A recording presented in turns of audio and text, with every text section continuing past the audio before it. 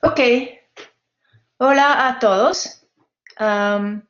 Espero que se encuentran bien. Am, quiero decir una cosa. Alguien me pidió si puede poner la opción de bajar la grabación de la clase. Entonces, yo hice esto con las clases de la semana pasada y estos también. Entonces, eh, de ahora en adelante pueden bajar las presentaciones por si acaso tienen problemas con internet y no pueden, es más fácil bajar la grabación y verlo sin conexión. ¿Listo? La otra cosa es que pedí a la biblioteca de hacer unas eh, digitalizaciones de unas páginas de Leninger. Pero me dicen que no van a tener esto hasta la primera semana de septiembre porque están en cuarentena estricta ahora en la Candelaria. Entonces, pero la primera semana de septiembre vamos a tener estos textos listos para consulta. No son muchas páginas, pero para tenerlos. Ok, entonces hoy el tema de nuestra clase es agua. Entonces, agua, acuérdese de la vez pasada, agua es el compuesto más abundante en casi todas las células. ¿Okay?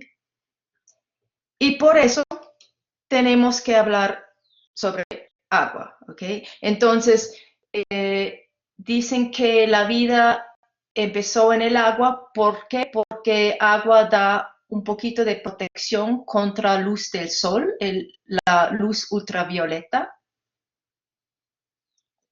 que es muy dañino para biomoléculas, ¿no?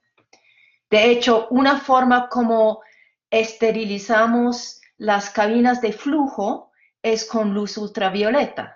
Es decir, cuando nosotros hacemos algo en el laboratorio, un proceso molecular, por ejemplo, un PCR, ¿qué hacemos? O si hacemos cultivo de tejido, ¿qué hacemos? Es irradiar la cabina con luz ultravioleta que va a matar bacterias y viruses. De hecho, luz ultravioleta es una forma de protegerse contra viruses. Obviamente no exponer a las personas, pero los implementos se puede esterilizar con luz ultravioleta.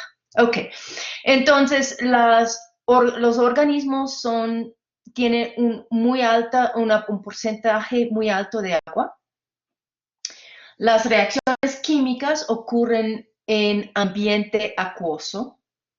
Y agua es muy importante, es un determinante de la estructura y la función de proteínas, membranas, ácidos nucleicos, biomoléculas. Entonces tenemos que entender agua y eso es porque tenemos las clases de esta semana. eh, el tema es agua, ¿ok? Porque es un tema muy importante. Ahora, seguramente ustedes se acuerdan de la estructura de agua. Tenemos un, un átomo de oxígeno que está compartiendo electrones con hidrógenos, pero aunque están compartiendo electrones, no es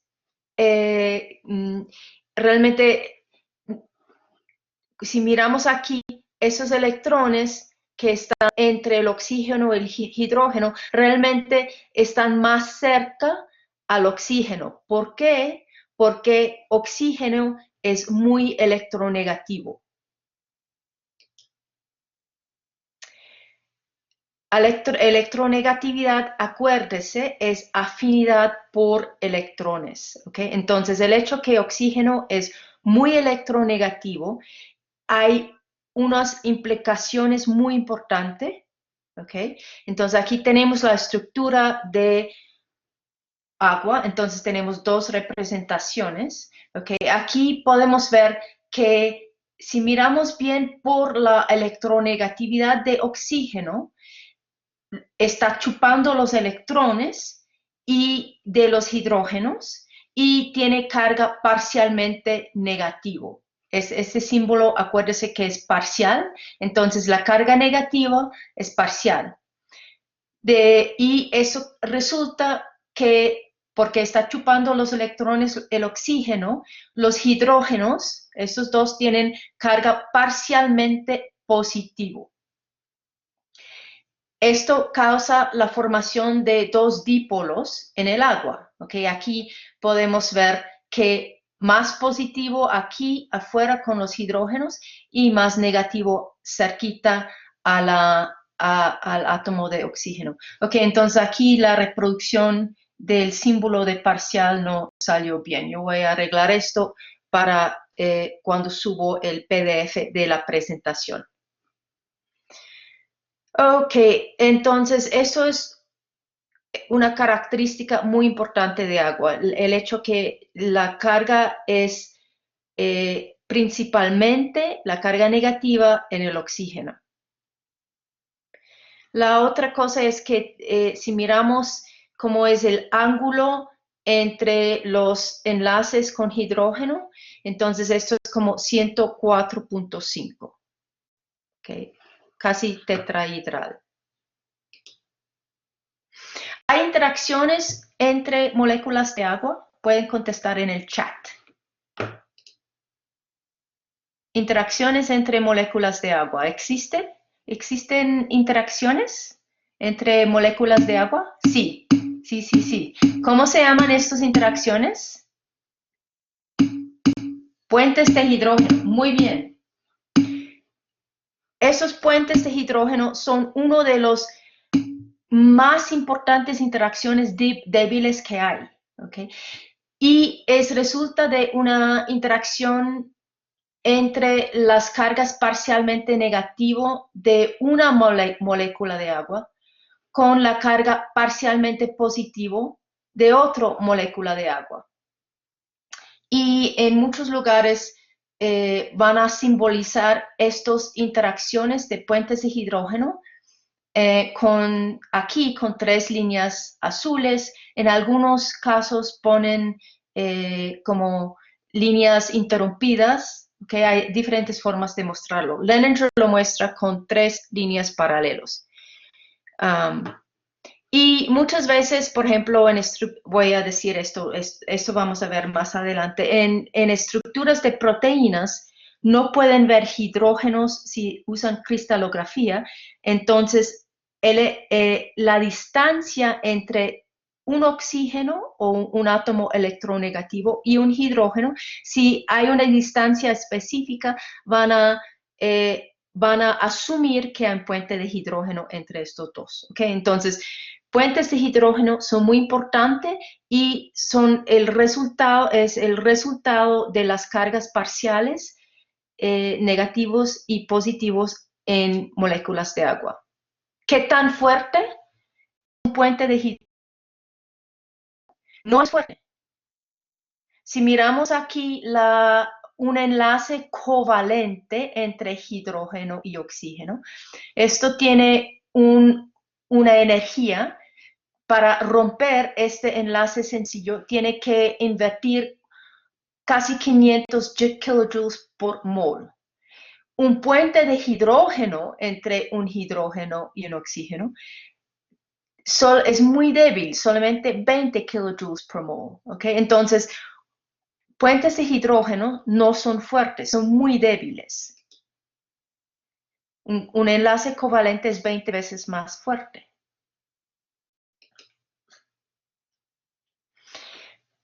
Pero hay consecuencias de la presencia de puentes de hidrógeno, porque cada molécula de agua puede formar 4 puentes de hidrógeno y esto causa que hay más interacciones entre moléculas de agua que lo esperado entre moléculas de un compuesto. Entonces, es más difícil separarlos y Este causa que el puente de fusión es más alto, va a hervir, cambiar de líquido a gas en temperaturas más altas, de sólido a líquido en temperaturas más altas que lo esperado.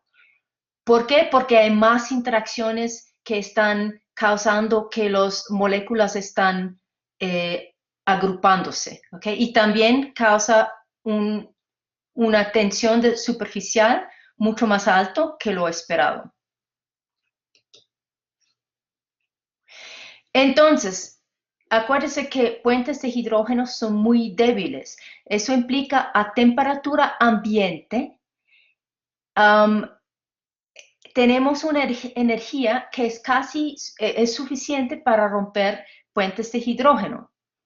Entonces, puentes de hidrógeno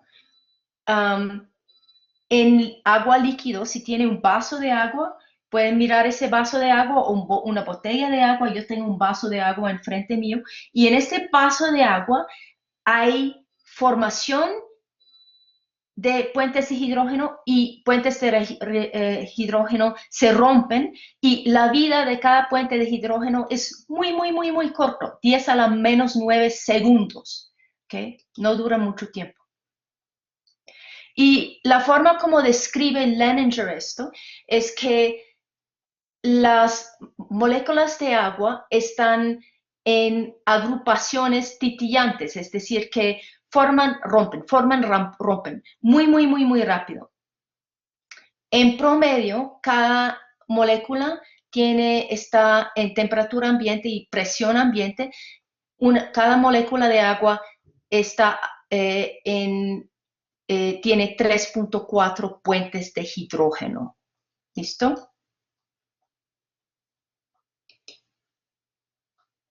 Ok, ¿qué es raro con esta foto? ¿Qué es extraño con esta foto? Hay algo raro. El hielo hundido, el hielo abajo. Hay hielo arriba y hay hielo abajo. Entonces adivinan cómo hicieron el hielo abajo.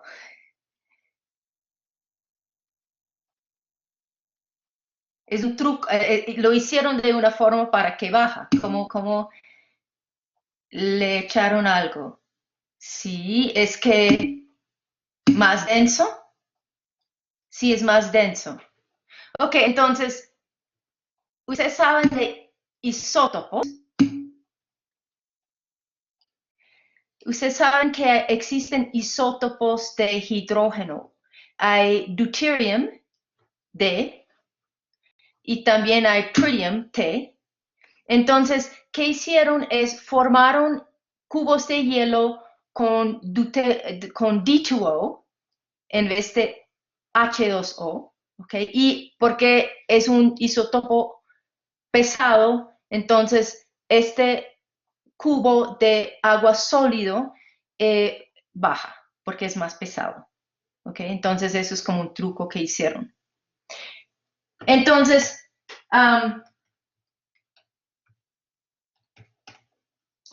déjenme ver dónde estoy.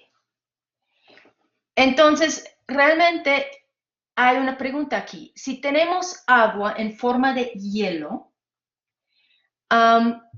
¿tenemos más puentes de hidrógeno o menos puentes de hidrógeno que agua? ¿Cuántos piensan con mano?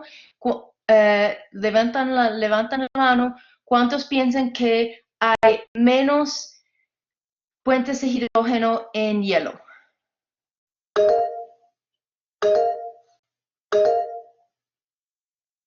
Ok. ¿Cuántos piensan que hay más?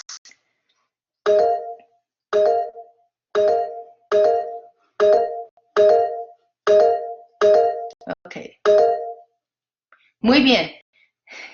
Entonces, el hecho es que en agua líquido, aquí tenemos agua líquido, tenemos, parece que promedio 3.4 puentes de hidrógeno por molécula. Okay, entonces, eso es agua líquido. En hielo, cada molécula de agua forma puentes con 4 o forma 4 puentes de hidrógeno. ¿Okay? Entonces es decir que cuando tenemos agua líquido, porque no hay tantos puentes de hidrógeno, hay más sobrelape de las moléculas, es decir, que podemos meter más moléculas en el mismo volumen, entonces tenemos una densidad más alto, mientras cuando tenemos agua en hielo, entonces es menos denso porque tenemos distancias estiradas entre las moléculas. Entonces, ¿qué voy a intentar ahora? Es mostrar un video de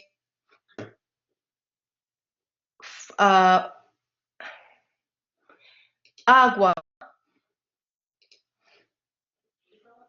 cambiando a hielo. ¿Listos?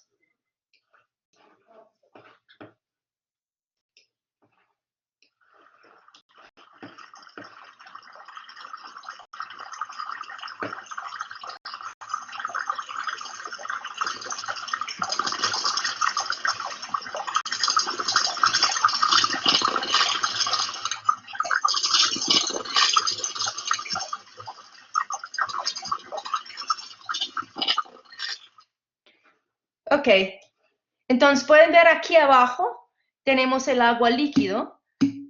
¿Se trabó? No hay mucho más. Esto es, no vio nada, entonces déjeme hacer esto.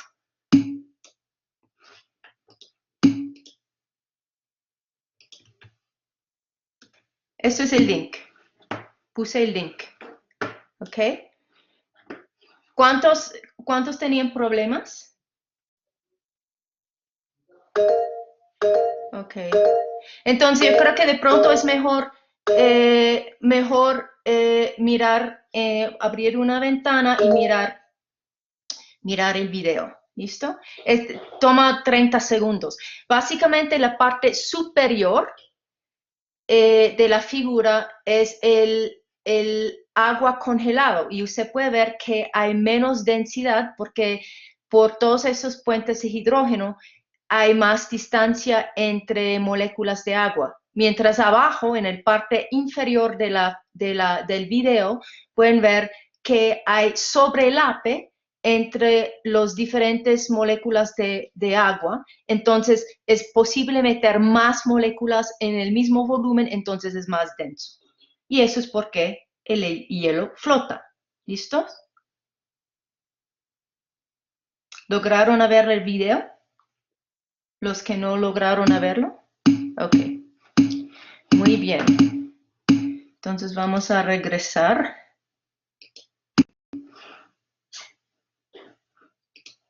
a nuestra presentación. Ups.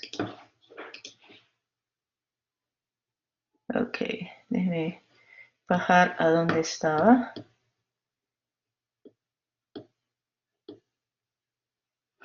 Ok. Entonces aquí, eso fue una visualización molecular, todo muy bien calculado. Obviamente el sonido lo pusieron para, no sé cómo suena en nivel molecular, pero pusieron sonido chévere. Ok, entonces, el hielo que es más común, tiene forma hexagonal. ¿Por qué?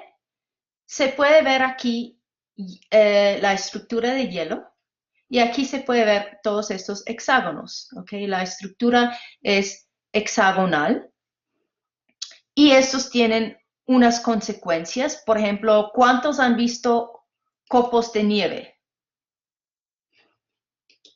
¿Cuántos han visto copos de nieve? Es algo muy chévere, porque si usted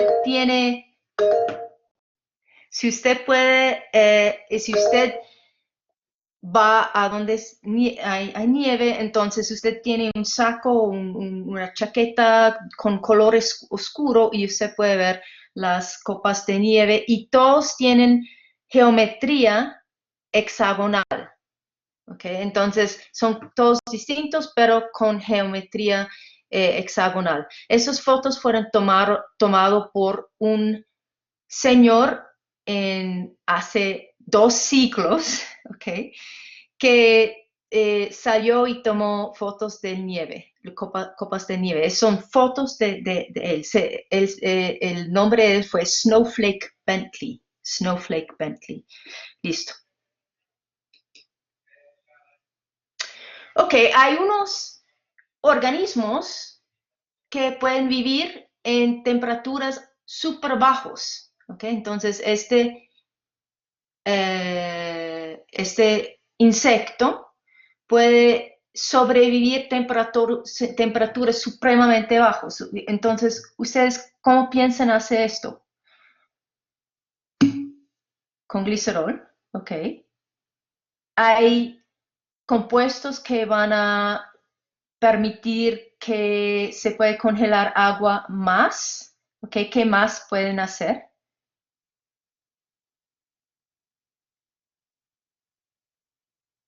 Nadie tiene idea. Ok. Algunos de esos organismos, no sé cuántos, de pronto todos, no sé, tienen proteínas que previenen formación de hielo. ¿Ok? Entonces aquí tenemos varios diferentes ejemplos de proteínas y en azul muestran dónde está la superficie, donde hace interacción con agua que va a interferir con la formación de cristales de hielo. Entonces, eso es un mecanismo que usan diferentes organismos para permitir la vida en temperaturas muy bajas. Es como algo como interesante. Ahora, hemos hablado sobre puentes de hidrógeno entre moléculas de agua. ¿Podemos formar puentes de hidrógeno con otras moléculas? Sí, claro, todos sabemos esto. El requisito es que se necesita un átomo electronegativo que tiene un enlace covalente con el hidrógeno y necesitamos otro átomo electronegativo que puede hacer interacción con el hidrógeno. ¿Okay? Aquí tenemos oxígeno y nitrógeno, que son átomos electronegativos. ¿Okay? Y aquí también tenemos átomos electronegativos. Este oxígeno tiene un enlace covalente con el hidrógeno y todos estos aquí abajo tienen enlaces covalentes con los hidrógenos. Entonces, si hay otro átomo electronegativo, como estos aquí arriba, pueden hacer puentes de hidrógeno con el hidrógeno que está allá. ¿Okay? Entonces, esto estamos mostrando con las 3 líneas paralelas azules. Normalmente tenemos un donador de hidrógeno que es tiene el enlace covalente con hidrógeno y hay un aceptor de hidrógeno. Okay, pero obviamente ese oxígeno tiene la interacción mucho más fuerte porque eso es un enlace covalente y acuérdense que es 20 veces más fuerte que el puente de hidrógeno. Entonces, ¿cuáles átomos pueden formar puentes de hidrógeno? Eso depende en la electronegatividad. Acuérdense que electronegatividad es afinidad por electrones. Y cada elemento han cuantificado la electronegatividad. ¿Okay? Entonces, un número más alto implica más electronegativo. En nuestra escala aquí, en nuestra tabla, fluoro tiene una electronegatividad súper alto. Después oxígeno, sigue cloruro, nitrógeno. ¿Okay? Entonces, oxígeno y nitrógeno son los que son más abundantes en biomoléculas, entonces esos son los que van a ser puentes de hidrógeno. Carbono, fósforo, obviamente hidrógeno, no son considerados electronegativos entonces no pueden formar puentes de hidrógeno. Entonces no hay una interacción, por ejemplo, entre un hidrógeno y otro hidrógeno que es un puente de hidrógeno. ¿Okay? Se necesita hidrógeno y un átomo electronegativo.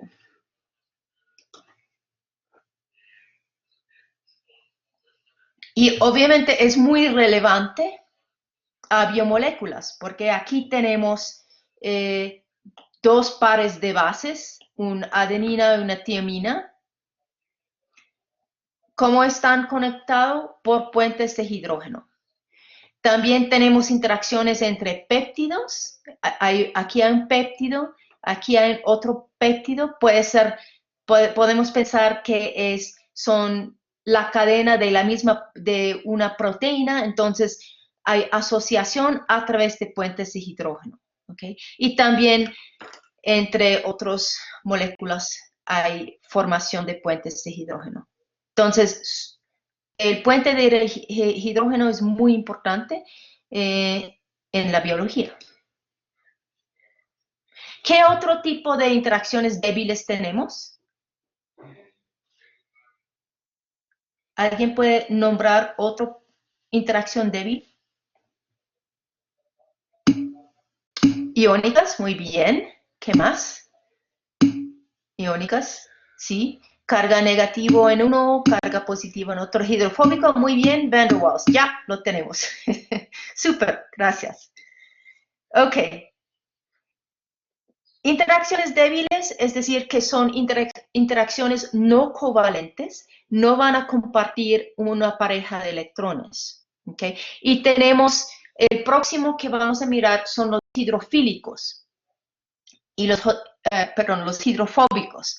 Okay, aquí tenemos una interacción hidrofóbico, es una interacción entre partes de compuestos que no son solubles en agua, compuestos no polares. Aquí tenemos una tabla y en la tabla tenemos las moléculas, las partes hidrofóbicos en amarillo, no polar, ¿okay? Y los hidrofílicos en azul. ¿Okay? Entonces, por ejemplo, podemos tener una interacción con parte de este cera con parte de este phosphatidylcholine. ¿Okay? Entonces, se puede como dividir los compuestos en hidrofóbico, molécula o parte que tiene miedo del agua, y hidrofílico, un parte de la molécula que ama el agua. Entonces miramos las interacciones hidrofílicos. Aquí tenemos una molécula, un cristal de sal, de cloruro de sodio. Porque el agua va a disolver sal fácilmente y puede disolver compuestos que son iónicos. ¿Por qué? Porque aquí tenemos el cloruro con carga negativo y el sodio con carga positivo, y eso es el cristal de sal, es muy organizado. ¿Tiene baja entropía o alta entropía?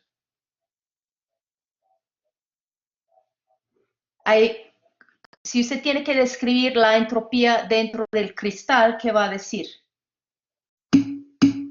Muy baja entropía, que no hay desorden, es súper ordenada. Cuando un ion de cloruro hace interacción con agua, eso es mucho más desordenada. Entonces el agua disuelva fácilmente el cristal. ¿Por qué? Porque aquí hay más orden y aquí hay menos desorden. Entonces esto es el estado favorecido. Ok, entonces disolver sal causa un aumento de desorden o de entropía y por eso es favorable. Ahora, ¿qué pasa con compuestos no polares cuando lo ponemos en agua? entonces tienen un efecto en la estructura de agua. Acuérdense que agua líquido es muy desordenada, hay muchas interacciones de puentes de hidrógeno, pero con vida muy corta. Cuando usted pone algo hidrofóbico en agua, entonces alrededor de esta molécula, usted va a causar la formación de como una jaula de agua en forma ordenada. Aquí lo tenemos. Aquí tenemos un ácido graso. Aquí tiene la cabeza hidrofílico. Y aquí tenemos la cola en amarillo que es hidrofóbico. Entonces, si usted pone esta molécula en agua, ¿qué va a pasar? Es alrededor de este parte hidrofóbico, va a formar una jaula de moléculas de agua como muy estructurado. Aquí hay mucho menos movimiento que aquí afuera. Entonces, esto no es muy favorable en términos de termodinámica, ¿ok? Porque tenemos aquí una restricción en movimiento de agua alrededor de la parte hidrofóbica de la molécula.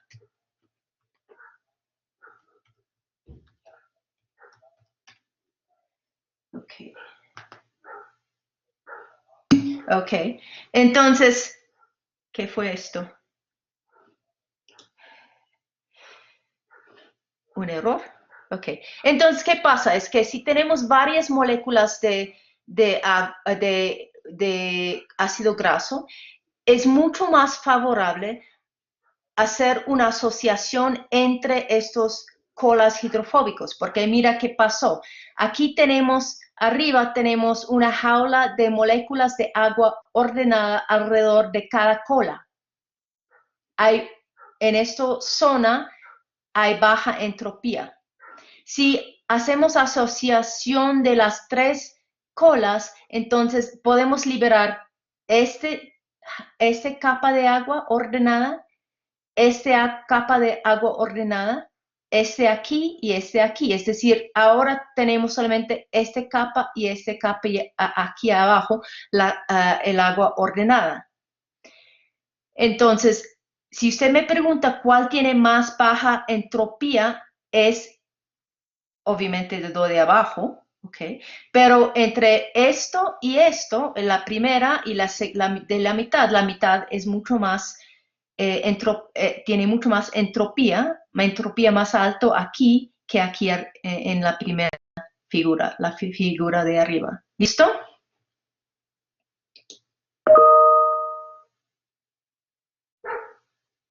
Ok, entonces, el efecto hidrofóbico es causado por entropía. Aquí tenemos más agua ordenada y aquí menos agua ordenada. La entropía aquí es más bajo y aquí más alto, ¿ok? Entonces, la interacción hidrofóbico no realmente es una interacción porque hay fuerzas atractivos entre las colas de los ácidos grasos, sino porque en este caso tenemos más entropía que aquí. Es un efecto de entropía de agua. ¿Entienden? ¿Todo bien? Ok, listo. Ahora vamos a hacer un quiz sobre esto. Entonces, abrir otra pestaña, trabajar con su grupo, ¿ok? Vamos a hacerlo por Socrative. En su grupo, elegir otra persona para someter la respuesta. Entonces, discutir el quiz y someter la respuesta una persona a Socrative. Y acuérdense que el nombre de la clase es Envío 2100 y es importante poner apellidos primero y nombres para la persona que está sometiendo. Ok, entonces vamos a hacerlo. Yo creo que deje ver, yo creo que 5 minutos es suficiente. ¿Listo? Entonces,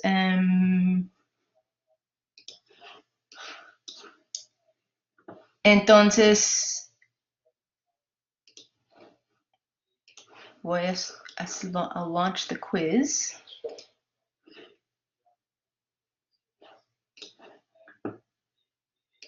Listo.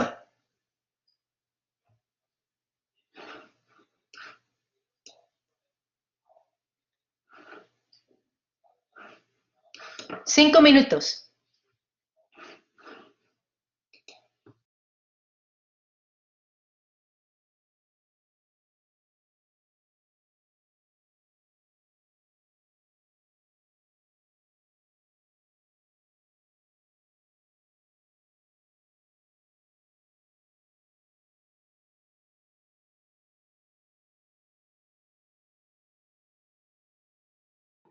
Sí, el nombre de la clase, o sea, para entrar es envío 2100.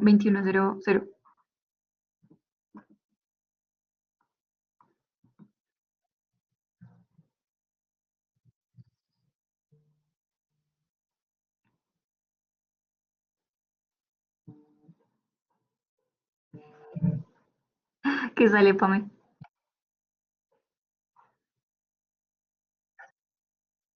Sí, el nombre de la clase es Envío 2100.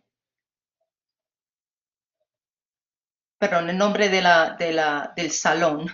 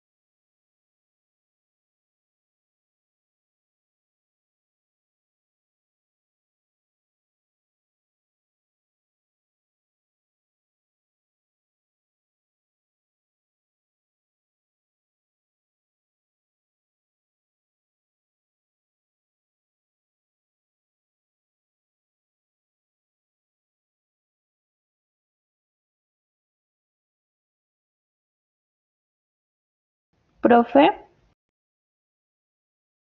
Sí, sí. lo que pasa es que en nuestro grupo no se han conectado como dos personas, creo. Ok, está bien. Puede enviarme los nombres de las personas en la respuesta, los nombres de las personas que sí conectaron, que están en su grupo de los tres. Entonces, al fondo de su quiz, en la respuesta, pone los nombres, ¿ok? Vale, profe, gracias.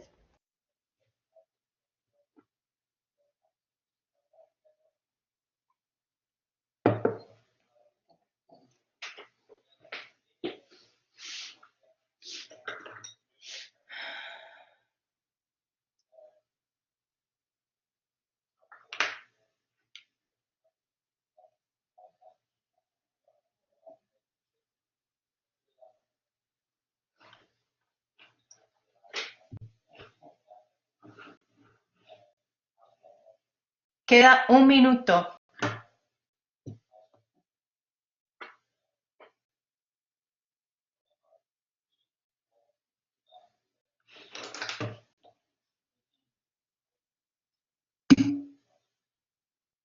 Ok, voy a dar más tiempo. Sí, voy a extender el tiempo. Otros 4 minutos.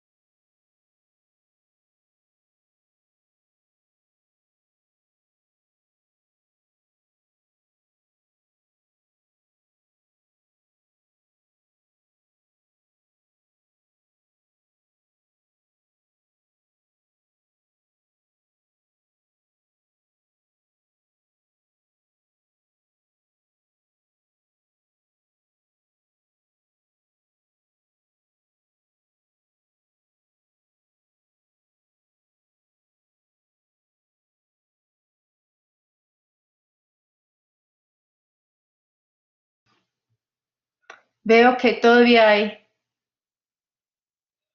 9 grupos que no han contestado. Ah, ok, 8 que no, todavía falta contestar. Rápido, por favor.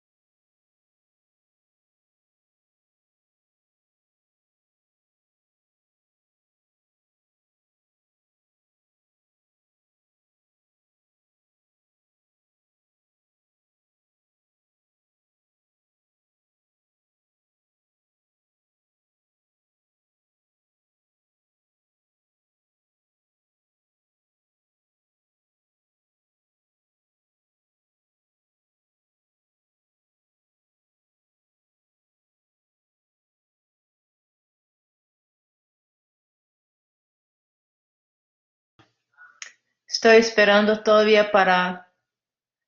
Hay en ese momento 6 grupos que no han respondido. Faltan grupo de Schettini, de Moreno, Mendoza. Manuela, importante poner su apellido. Falta Blanco, Ardila, perdón. Ok. Otro minuto y voy a cerrar el quiz. 1, 2, 3, 4, 5, 6. Creo que falta un grupo. Ok. Listo.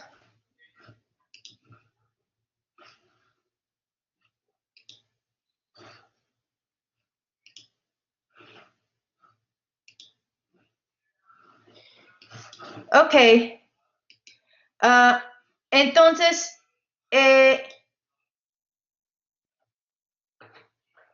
¿cuál fue la respuesta? La respuesta es, ¿qué pasa cuando usted baja la temperatura? Entonces, si usted baja la temperatura, la diferencia entre estas moléculas muy ordenadas y las moléculas afuera va a disminuir. Es decir, cuando usted empieza a congelar la solución, vamos a empezar a disminuir el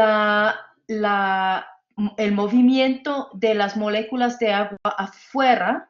Entonces viene un punto cuando no hay mucha diferencia en entropía entre esas moléculas afuera y esas moléculas que están formando la capa alrededor de las partes hidrofóbicas. Es decir, que la fuerza hidrofóbica depende en una diferencia en entropía de moléculas de agua. Estos que forman la jaula comparado con la entropía de las moléculas afuera de la jaula. Si usted baja la temperatura, la diferencia no va a ser muy grande y finalmente no va a tener mucha diferencia. Y por eso el efecto hidrofóbico, la interacción hidrofóbico va a disminuir cuando usted baja la temperatura. Entonces la respuesta correcta fue la interacción hidrofóbico es menos fuerte cuando la temperatura es bajo. Y eso tiene muchas implicaciones para la formación de estructuras estables de proteínas y biomoléculas en organismos que viven a baja temperatura, comparado, por ejemplo, con una bacteria que es un hipertermófilo, como Thermus aquaticus, que esa temperatura es muy alta, entonces allá el efecto hidrofóbico es muy importante. Pero si usted está mirando una bacteria que normalmente crece alrededor de 4 grados, en esta bacteria a 4 grados el efecto hidrofóbico va a ser menos importante, mucho menos importante, no es tan fuerte. ¿Claro? ¿Sí? Es que me quedó una duda. O sea, es Sí, decir, yo tengo claro, pues la temperatura es energía, ¿no? Es la energía cinética promedio de las partículas que se mueven, ¿correcto? Entonces, correcto. a medida que hay mayor temperatura, hay más excitación de partículas. Eso quiere decir que Sí. hay menos entropía porque pues no es, todo está en desorden. Pero eso no sería directamente proporcional a que si hay menos desorden, habría un aumento de las interacciones hidrofóbicas porque son más ordenadas, ya que hay menos temperatura. ¿O lo estoy viendo mal? Cuando usted baja la temperatura, entonces, acuérdense que el efecto hidrofóbico, estos van a asociar porque están causando que hay más, pueden liberar una capa de moléculas de agua en cada lado de la superficie hidrofóbica. Entonces, esas moléculas de agua van a tener más entropía porque escaparon aquí alrededor, ¿sí? No están al lado de la cola hidrofóbica. Entonces, que pasa es que hay un efecto de mayor entropía en esta figura que aquí. Entonces es un efecto de entropía. Pero si usted empieza a bajar el movimiento de las moléculas afuera, entonces no hay mucha diferencia en entropía entre las moléculas en la superficie de la cola hidrofóbica. No hay mucha diferencia en entropía entre estos y los de afuera. Entonces no es tan fuerte la necesidad de asociarse, porque liberando esas moléculas afuera no va a aumentar mucho la entropía de la solución. ¿Esto es más claro? Ok. Listo. Ok, eso fue nuestro quiz. Entonces, hay muchas moléculas que tienen partes hidrofóbicos y partes hidrofílicos, y en muchos casos hay interacciones importantes entre biomoléculas que son interacciones hidrofílicos, ¿ok?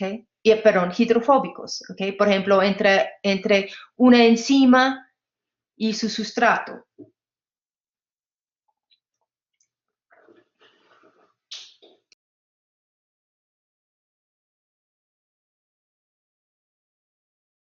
Ok, entonces eso fue el efecto hidrofóbico, las interacciones hidrofóbicas. Ahora vamos a otra interacción débil que mencionaron en el chat, y eso son las interacciones van der Waals.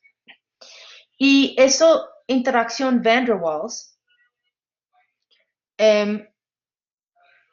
son causadas por polarización de nubes electrónicas alrededor de átomos, ¿ok? Porque si usted piensa en un átomo, tiene una nube de electrones alrededor, pero no es fijo, se puede mover. Es decir, cuando tenemos, déjeme ver si tengo una figura aquí. De pronto es más fácil. Ok, aquí tenemos un núcleo con sus electrones y otro núcleo con sus electrones.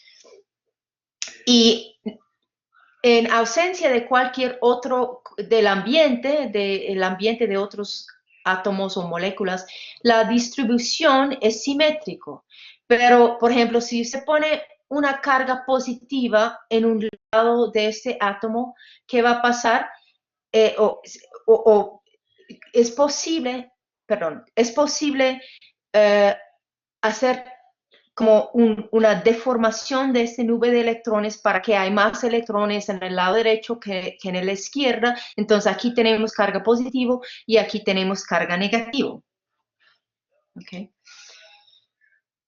Entonces, ¿qué pasa? Es que si tenemos dos átomos y no hay una perfecta simetría en la distribución de los electrones, vamos a decir que este átomo al lado izquierdo, en el momento cuando se acerca el átomo del lado derecho, entonces este átomo izquierda tiene los más electrones aquí al lado donde hay la carga parcialmente negativo.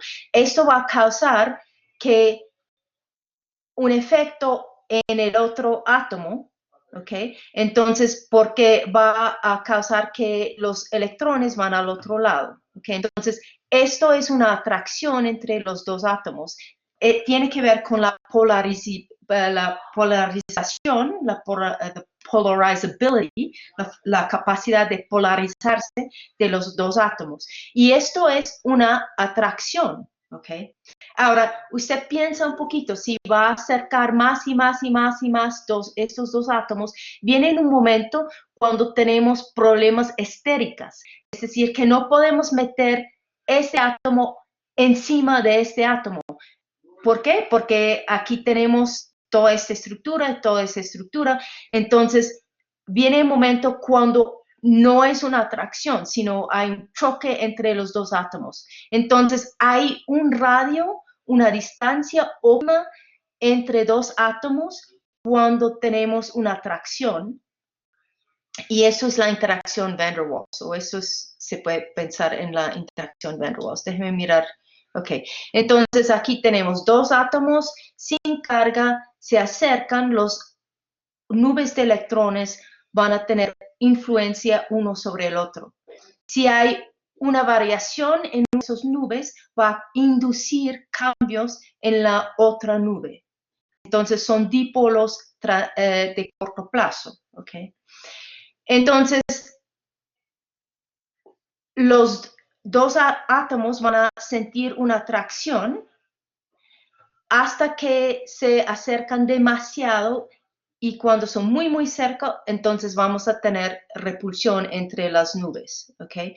Entonces aquí creo tengo una figura de esto. Aquí tenemos la separación entre dos átomos. Esto es energía. Entonces, la atracción estamos mostrando como baja la energía, ¿ok? Porque hay una interacción favorable entre los átomos. Hay una distancia en lo cual esta atracción es al máximo. Si usted acerca los átomos de más de esta distancia, entonces van a empezar de sentir la repulsión, ¿ok? ¿Por qué? Porque finalmente no puede meter un electrón donde está otro electrón, ¿ok?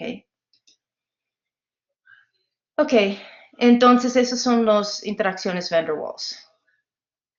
Entonces, están compuestos de dos cosas. Uno son las fuerzas de London de dispersión, que eso es la polarizability, ¿ok? Fuerza atractivo, pero hay una fuerza repulsivo cuando usted acerca los átomos demasiado. Entonces hay un radio de Van der Waals. Y muchas veces, aquí tenemos el elemento, el radio de Van der Waals. Okay. Entonces pueden notar que muchas veces hay una forma de mostrar los átomos en una biomolécula, eso es una proteína, donde están usando el radio de Van der Waals. Okay. Entonces eso es su sustrato, eso es la enzima. Entonces da realmente la idea de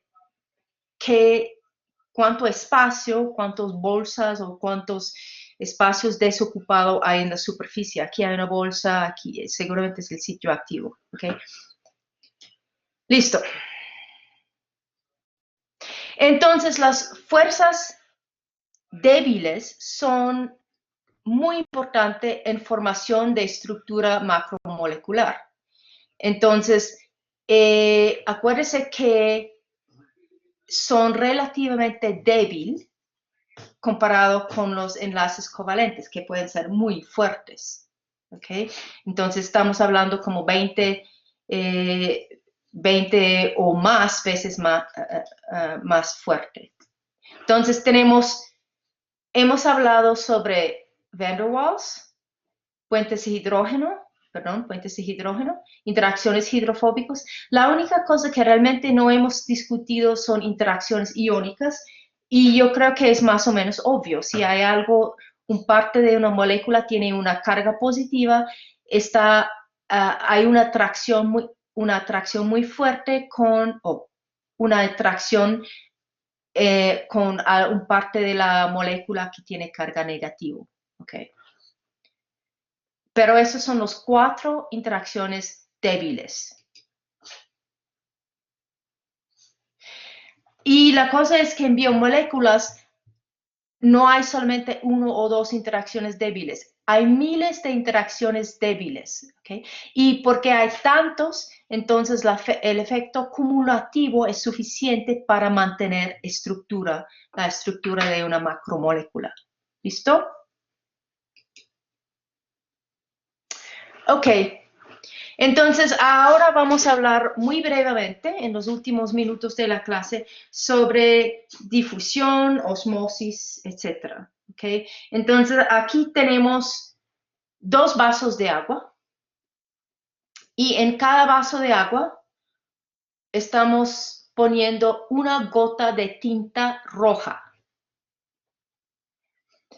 ¿Qué va a ocurrir con tiempo? Y esto es Esto es al principio y eso es al final de nuestro experimento. Okay, entonces, tiempo aquí está aumentando, izquierda a derecha.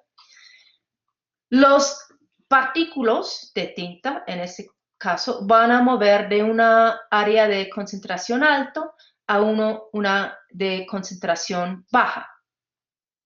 Okay. Entonces, aquí pueden notar, tenemos el vaso izquierda es agua fría, el vaso derecho es agua caliente. ¿Y qué notan? Notan que la difusión ocurre más rápido en el vaso caliente. ¿Por qué? ¿Por qué ocurre más rápido la difusión?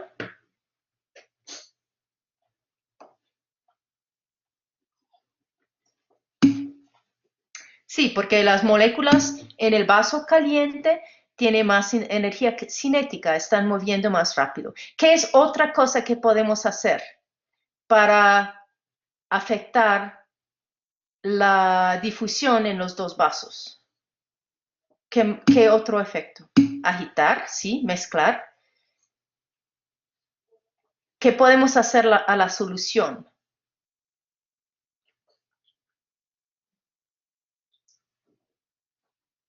Podemos colocar algo a la solución, echar más colorante, sí, eso va a ocurrir, más variar la concentración. Ok, nadie está llegando a qué quiero decir.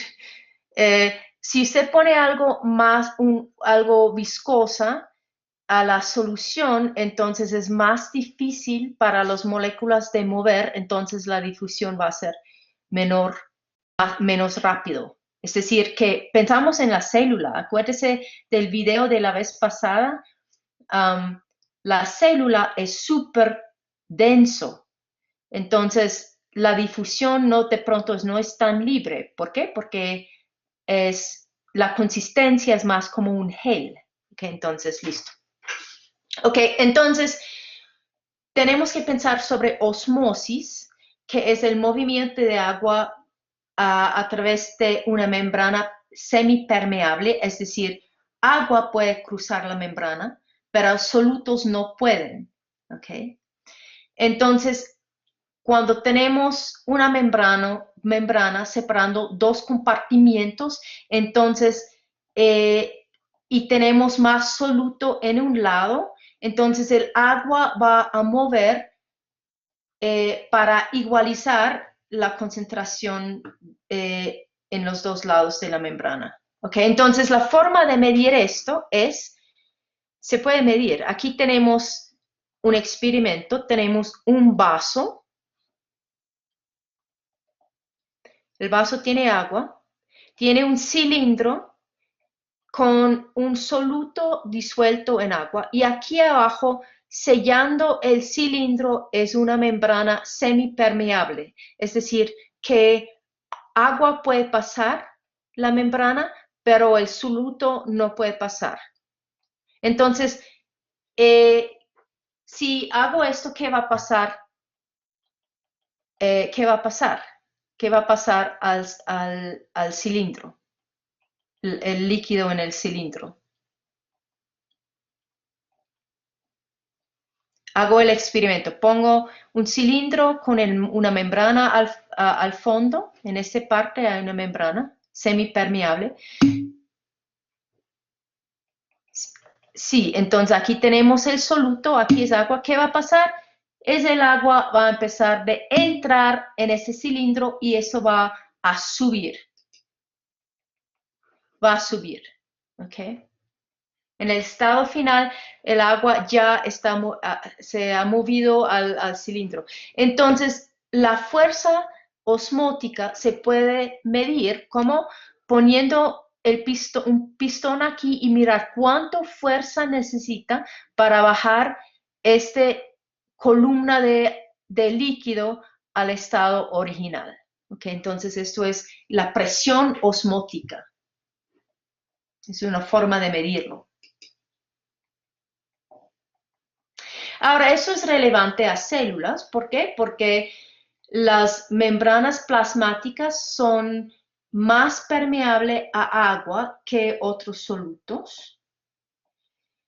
Y esa permeabilidad es debido a difusión de agua cruzando la membrana lipídico y también porque hay proteínas transportadores de agua que se llama aquaporins. ¿Okay? Entonces esos aquaporins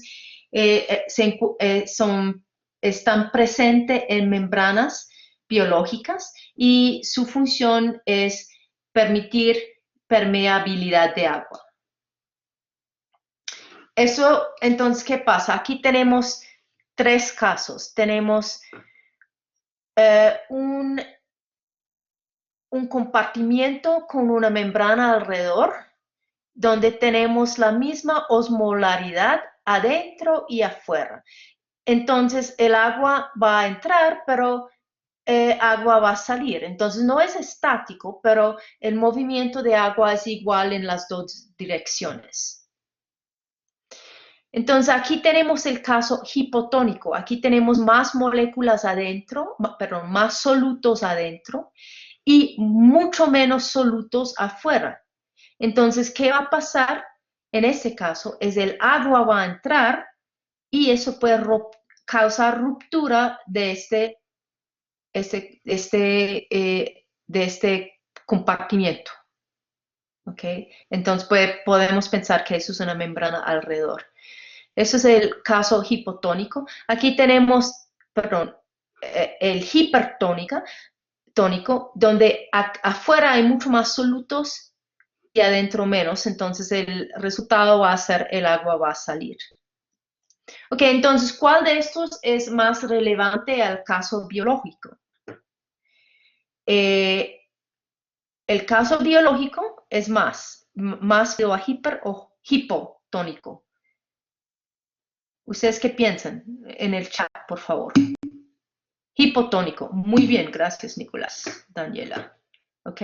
Entonces, esto es el caso que tienen las células normalmente. Tiene mucho más concentración de soluto que el ambiente. Acuérdense que el organismo no es en equilibrio con el ambiente, porque tiene concentraciones mucho más altos que el ambiente. Entonces, ¿por qué las células no se rompen? Por choque osmótico, lisis osmótico. Y la respuesta es que hay muchas plantas y bacterias tienen paredes rígidos que permitan presión osmótico sin romper la célula, la membrana. Hay bombas que ayudan a mantener bombas de iones en las membranas de células que permiten que quedan en ambiente osmótico con en balance osmótico con el ambiente. Por ejemplo, un animal multicelular va a tener su plasma de sangre y fluidos extracelulares muy parecido de osmolaridad como comparado con el citosol de las células. Entonces, la célula, una célula de sangre en la sangre, un glóbulo rojo, va a tener la osmolaridad del su citosol muy parecido al fluido extracelular. Ahora, plantas usan presión osmótico para mantener su rigidez mecánico. Entonces, ustedes seguramente conocen esta planta. ¿Cuántos conocen este dormilona? Sí, todos hemos visto esto. Okay.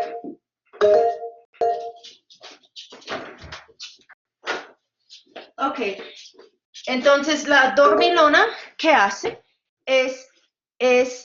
Tiene unas células en el fondo de las hojas que pueden cambiar rápidamente su presión osmótica y eso va a causar un cambio dramático de la presión, el turgor pressure de estos hojas. ¿Okay? Entonces, este mata está aprovechando eh, eh,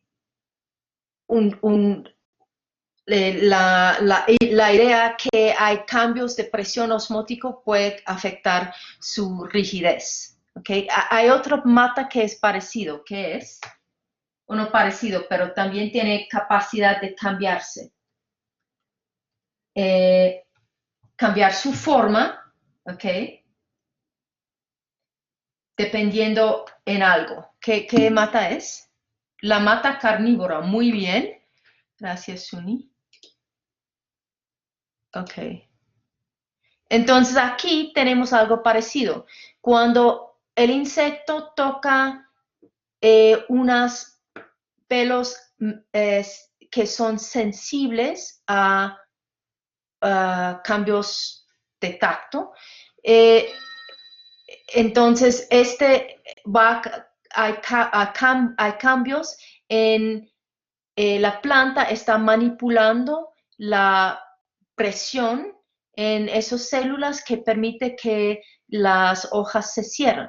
¿Okay? Entonces, hay movimiento de las hojas que es manipulado por el cambio de presión en las células de la hoja. Listo. Ups, voy a saltar este quiz. No tenemos tiempo.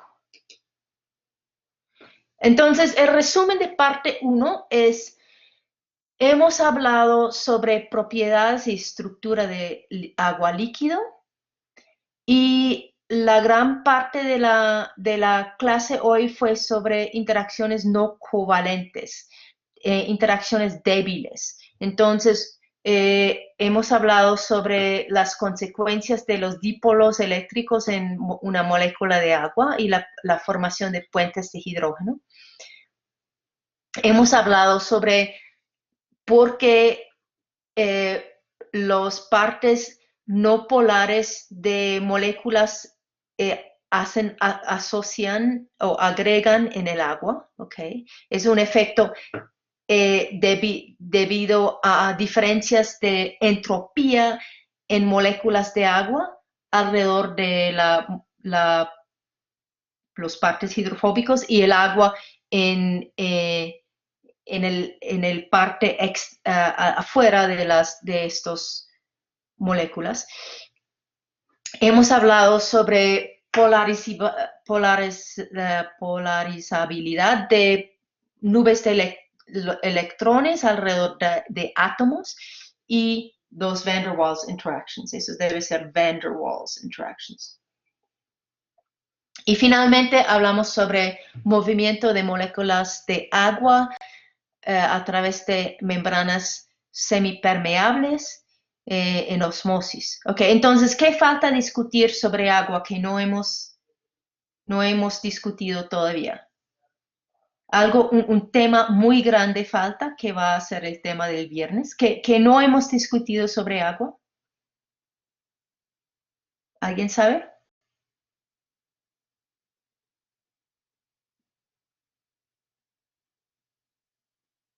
¿Alguien sabe? ¿Agua qué es? ¿Tensión? No. ¿Capilaridad? No. Ácidos y bases. No hemos hablado nada sobre ácidos y bases y agua puede disociarse, ¿ok? Y tenemos que hablar sobre las propiedades de ácido y base de agua. ¿Listo? Entonces, eso es el tema del viernes. ¿Ok? Entonces, agua y ácidos y bases débiles. ¿Listo? Entonces, nos vemos el viernes. Chao.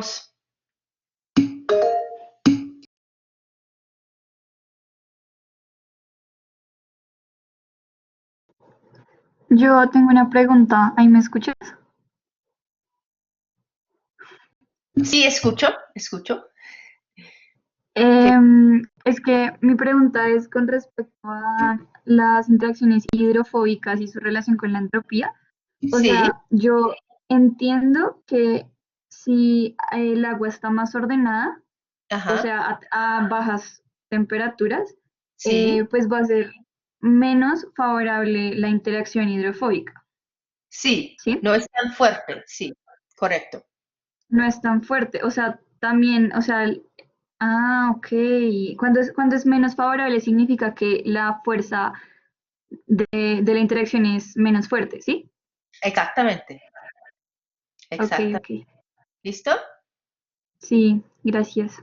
Ok, Yo tengo otra pregunta, profe. Qué pena. ok, siga. Em, entonces, con respecto a eso, entonces cuando yo tengo dos moléculas hidrofóbicas que están interactuando, pues por lo que entiendo, su entropía aumenta, ¿cierto?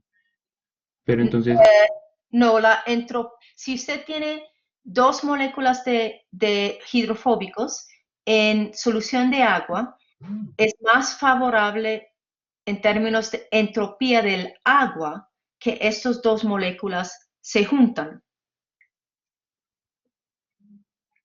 ¿cómo así? O sea, es decir, la entropía, cuando las moléculas hidrofóbicas se interactúan entre ellas dos, ¿no aumentaría la entropía o sí aumentaría? Entonces, si entonces yo veo que está diciendo, entonces tenemos, am, tenemos una asociación de dos moléculas que implica que los moléculas tienen menos entropía, los hidrofóbicos, pero la punta de vista más importante es no esos dos moléculas, sino los muchas moléculas de agua que van a tener más entropía cuando se sueltan de estos superficies hidrofóbicos. Entonces, la punta de vista es del agua, no de las moléculas mismas. Ah, ok, ok, perfecto, perfecto. ¿Ok? Ya me quedó claro. Vale, gracias, Ok, bueno, profe. Otra duda, qué pena. sí, siga.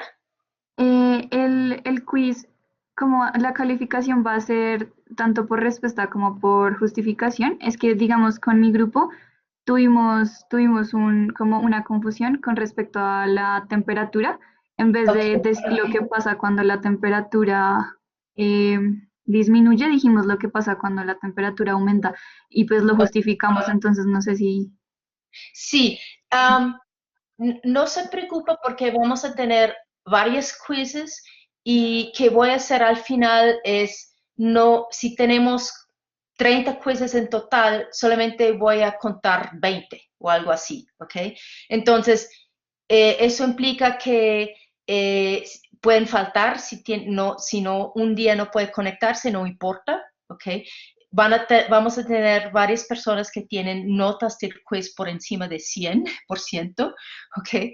Um, entonces no se preocupa tanto por no contestar bien un quiz o tener un problema con un quiz. Y eso voy a explicar la próxima vez también para todos, ¿ok? La cosa que quiero hacer con los quizzes es que discutan y piensan un poquito y siempre, siempre en quizzes y en exámenes es mejor dar una justificación, porque con una justificación yo puedo dar crédito parcial, ¿sí? Puede decir, sí, esta parte entendieron, entonces voy a dar unos puntos en vez de no dar nada, ¿ok? Listo, sí, muchas gracias. Ok, chao.